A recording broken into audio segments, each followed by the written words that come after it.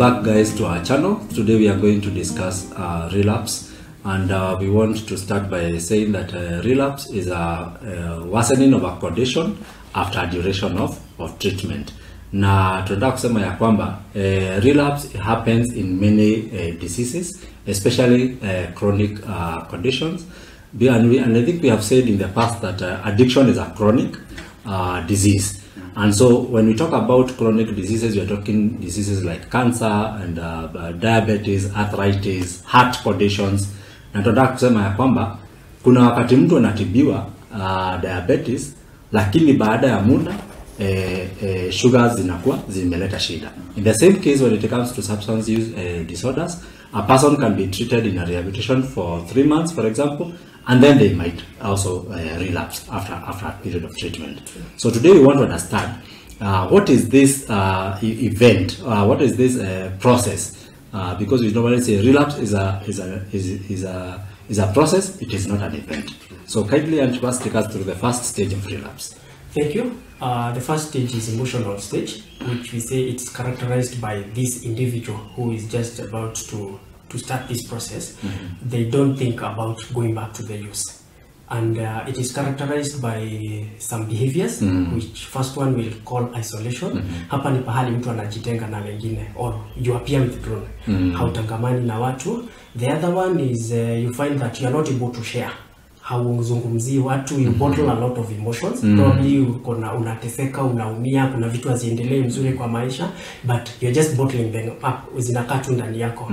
The other one is irritability. Hii ni ile hali ya you get like outbursts. Kitu kidogo hivi inakasirisha, inafanya unakuwa you just basically on edge. Kitu kidogo tu unalipuka. And then there's this aspect of not being able to seek for help. Yeah, unakuta hata ukinyang'ana na kitu hauwezi kuomba usaidizi. The same now, you are not able to share, but this one now you are not able to ask for help. And where you focus on other people. Wewe umejisahau, unaangalia watu wengine. And you avoid even going to meetings kwa sababu this is the initial stage, hii stage ya kwanza. So tunahitaji mtu ambaye ataweza kwenda zile mikutano, na tunakuta when you're this stage unawachana na hiyo mambo. And what can you do?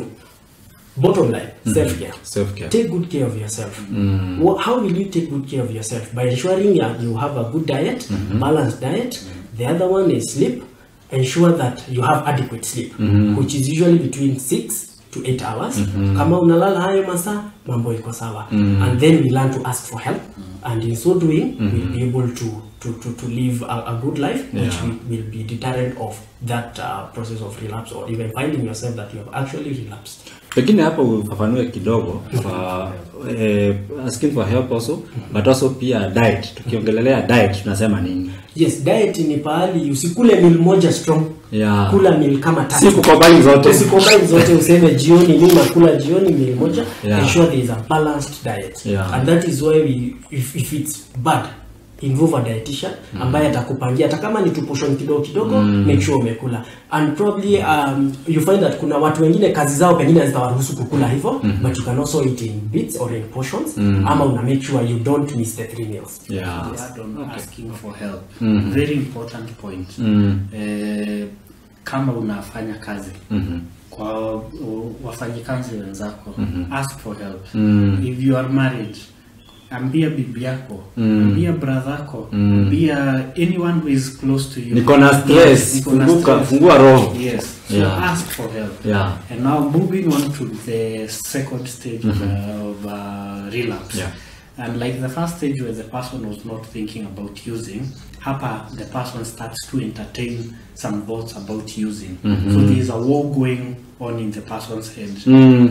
Part moja anajiambia naweza tumia, this time it will be different. The other point reminds the person of the parts zenye alikuwa and it was not good. So there is a constant war going on.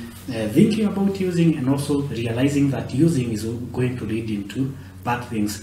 However, how do we tell that somebody is in this stage? There are certain indicators that we can look at. First of all is that the person is thinking about the places they were using. They're also thinking about the people that they were using it. And also they are thinking about things that remind them about using. It could be events wanaenda kutumia parties and such. Yes. Then beyond that is some aspect of bargaining. Bargaining ni pale sasa unaanza kujiambia, should I not, should I, this time it will be different. Unaanza kujiambia hii time nitatumia kama mwanaume. Ama hata hapo tunasema kuna conflict mvutano. Sasa stay nilikuwa naenda na kunywa pombe. Sasa naenda nikunywe soda. Lakini ni wapi unaenda? Ama unasema wacha niende watch mpira pale. But lakini nakwambia kwa ile bar tu ulikuwa unaenda kwa ile place. Ingine nakwambia usiende. Ingine nakwambia enda utamanage. Yes, that's sort of a thing. And also connected to that is the aspect of minimizing the previous time that you are using. Haikuwa baya. Unajiambia it was not as bad as people. The employer will overreact. Ni bibi yangu alikuwa anaona hivi kitu kama ni kubwa. So there's that aspect of minimizing. Then as it goes on, mtu anaanza kupanga. You start planning on how you're going to use now. Unaanza kujiambia ninaweza enda nione mpira nikunywe chupa mbili peke yake. You start planning.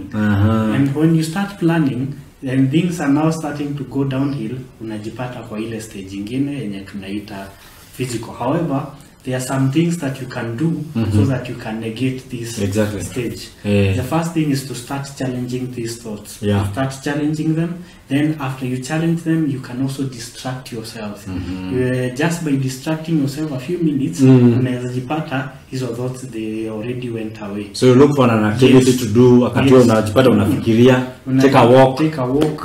Do certain things that are going to distract you from those thoughts. On that point of distracting, we are saying you distract yourself because these are cravings that will be coming to prompt you to think on those lines or to even push the brain to bargain. And we say cravings are psychological. That is why when you take a minute to distract yourself, you can be able to avoid you have altered that process by in so doing. Tunasemanga share with like-minded people. Go to AA meetings. Find a support group so that as soon as you are able to tell people who have gone through the same you are thinking about using, wanakusaidia. You are not alone. Hata wao wenyewe wanakuambia also this. And by so doing, you start encouraging each other. That's very good.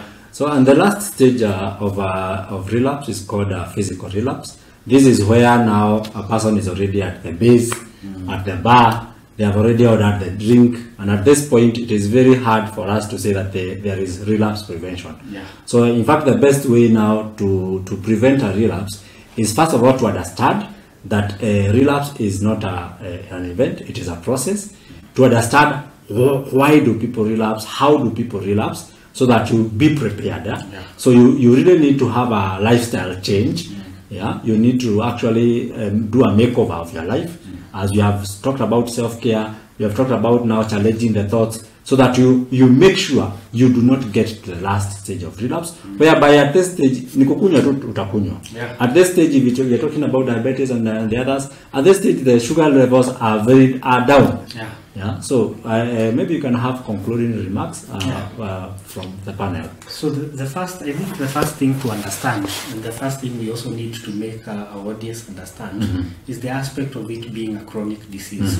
And majority of the times we vilify how watu wenye wana addicts wenye wana relapse. The first thing we do is to condemn them. We condemn them. So ni vizuri tuangalie mpaka hawa watu wengine that have chronic mtu wa diabetes kwa nini hamumkemei? Mnampeleka hospitali. Mtu wa hypertension mnampeleka hospitali. Mtu wa cancer tunafanya harambee tunarudisha. And as soon as we are able to understand that, as soon as we are able to even compare hawa watu na unaona sasa, since they are all chronic diseases, let us take care of this person before it gets worse. Yes, we can also not conclude this conversation without talking about that time of intervention. That immediately, for example, diabetic case, skari meenda juu ama chini, haraka kwa daktari.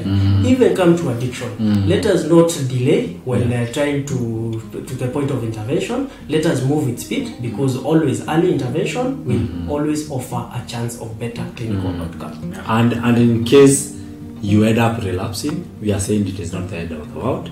Treatment is still available. So you go back to treatment. The psychiatrist and the psychologist can now take you through back to what happened, where were you not well prepared, and then now you're able to do a good relapse prevention, and you're able now to live a sober life. We thank you so much, our viewers, for being with us. See you next time.